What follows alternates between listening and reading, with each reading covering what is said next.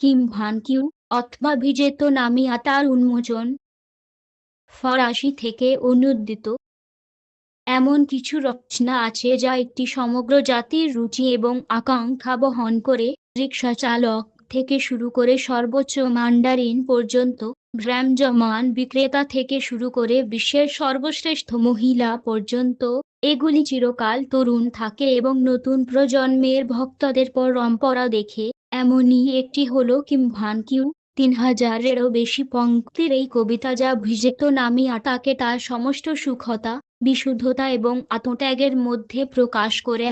নিঃশ্বাস বন্ধ রাখতে হবে, সাবধানে পদক্ষেপ ফেলতে হবে এ পাথজ্যোতির সৌন্দর্য উপলব্ধি করতে সক্ষম হওয়ার জন্য, কারণ এটি এত করুণাময়, dịu dàng, সুন্দর, thùy mị, মহৎ নয় চেয়ে tráng lệ, জমকালো। huy hoàng, লেখক যেন ২-১৭৬৫-১৮২০ একজন বিষাদগ্রস্ত এবং নীরব মানুষ হিসাবে খ্যাতি রেখে যাচ্ছেন, যার জেদি নীরবতা তাকে সম্রাটের এই তিরস্কার এনে দিয়েছিল। পরিষদে আপনাকে অবশ্যই কথা বলতে হবে এবং আপনার মতামত দিতে হবে। কেন আপনি এভাবে নীরবতা আজ নিজেকে আবদ্ধ করেন এবং শুধুমাত্র হ্যাঁ বা না দিয়ে উত্তর দেন? তার ইচ্ছার বিরুদ্ধে মান্ডারিন তার হৃদয় শুধুমাত্র তার জন্মভূমির পাহাড়ের শান্তি কামনা করত। তিনি এই প্রতিভাকে অভিশাপ দিতে এসেছিলেন, যা তাকে সর্বোচ্চ পদে উন্নীত করে তাকে নিজের থেকে দূরে সরিয়ে দিয়েছিল, এমনকি একটিকে তার মাস্টারপিসের চূড়ান্ত নৈতিকতা বানিয়েছিলেন।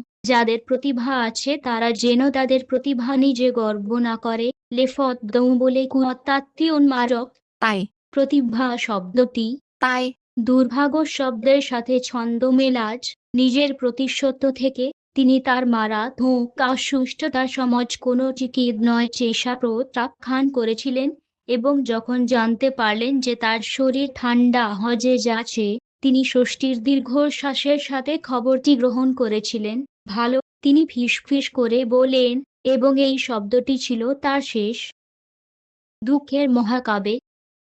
কবিতাটি কিউজের করুণ নির্যাতির পথ অনুসরণ করে, একটি অতুলনীয় সৌন্দর্য এবং প্রতিভার তরুণী, যখন তার প্রথম প্রেম কিমের সাথে একটি উজ্জ্বল ভবিষ্যৎ তার জন্য প্রতিশ্রুতিবদ্ধ বলে মনে হয়, তখন ভাগ্য তার দরজায় করে তার বাবা এবং ভাইকে একটি অন্যায় অভিযোগ থেকে বাঁচাতে তাকে নিজেকে বিক্রি করতে হবে। তারপর তার জন্য ১৫ বছরের যাত্রা শুরু হয়, যার সমাজ তিনি পালাক্রমে দাসী, উপপত্নী এবং বেশ্যা হবেন। একটি দুর্ভাগ্য থেকে পালিয়ে আরো খারাপ খুঁজে পাবেন। তবুও কাদাচ ফোঁতা-পদ্মের মতো এই নিকৃষ্টতার মাঝেও কি উত্তার মূল আভিজাতের বিশুদ্ধ সুগন্ধ সংরক্ষণ করে, একটি অতল বিশ্বাস দ্বারা পরিচালিত। যদি একটি ভারী কর্ম আমাদের নিজেদের উপর চাপায়, আসুন আমরা স্বর্গের বিরুদ্ধে অভিযোগ না করি এবং তাকেও বিচারের জন্য অভিযুক্ত না করি। ভালোর মূল আমাদের নিজেদের মধ্যেই বাস করে।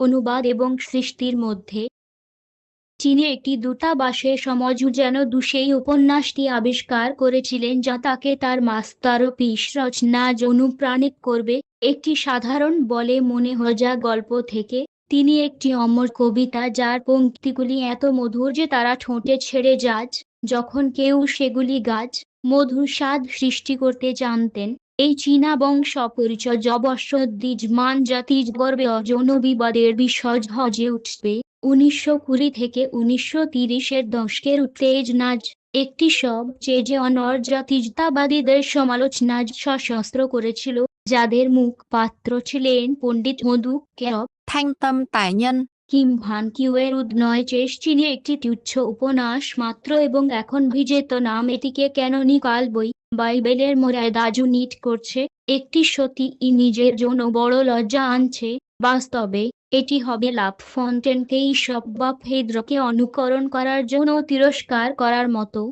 এটি হবে ভুলে যাও যে বিদেশ থেকে নেওয়া ঋণের ওপারে এখানে জাতিজ প্রতিভার সার্বভৌম মূর্তি প্রতিষ্ঠিত হজ। গ্রামবাসীদের গান আমাকে পাত এবং তুত গাছের ভাষা শিখিয়েছে। গ্রামাঞ্চলে কানা এবং বিলাপ, যুদ্ধ এবং শোকের কথা বলে।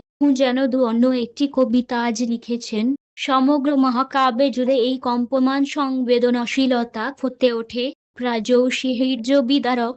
একজন কবির যার হৃদয় নম্র জনগণের মধ্যে বিভ্রান্তভাবে জ্বলছিল দুঃখের সাথে একত্রে পণ্ডিত হজ নলখা রাগুলি তীব্র বাতাসের কর্কশ শ্বাসে তাদের সমান শীর্ষগুলি চাপ পড়ছিল। শরতের আকাশের সমস্ত বিষাদ একটি মাত্র তার কিউজন সংরক্ষিত বলে মনে হয়েছিল। রাতের পথে যখন উলম্ব আকাশ থেকে একটি স্পষ্টতা নেমে আসে এবং দূরত্ব কুয়াশার সমুদ্রে হারিয়ে যায়, তখন সে যে চাঁদ দেখেছিল তা নদী এবং পাহাড়ের সামনে তার শব্দের জন্য তাকে লজ্জিত করেছিল।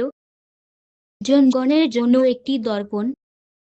কিম ভান কিউয়ের সৌভাগ্য এমন ছিল যে একটি সাহিত্যের ক্ষেত্র ছেড়ে একটি দর্পণে পরিণত হয়েছে যেখানে প্রতিটি বিজেত নামী নিজেকে চিনতে পারে। একটি জনপ্রিয় গান এইভাবে এর পাঠকে একটি সত্যিকারের জীবনযাত্রার শিল্পে উন্নীত করেছে।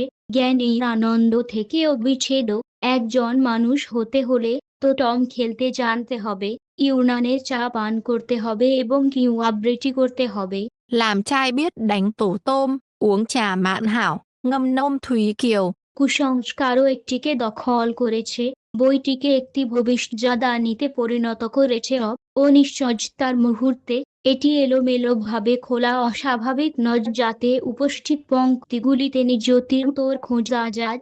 এইভাবে পণ্ডিতের অফিস থেকে সবচেয়ে বিনোদী বাসস্থান পর্যন্ত কবিতাটি নিজেকে অপরিহার্য করে তুলতে জানে। পণ্ডিত ফার্ম কুইন হকে আমরা এই অনুভূতির সংক্ষিপ্ত সার্বিক খ্যাত সূত্রটির জন্য ঋণী।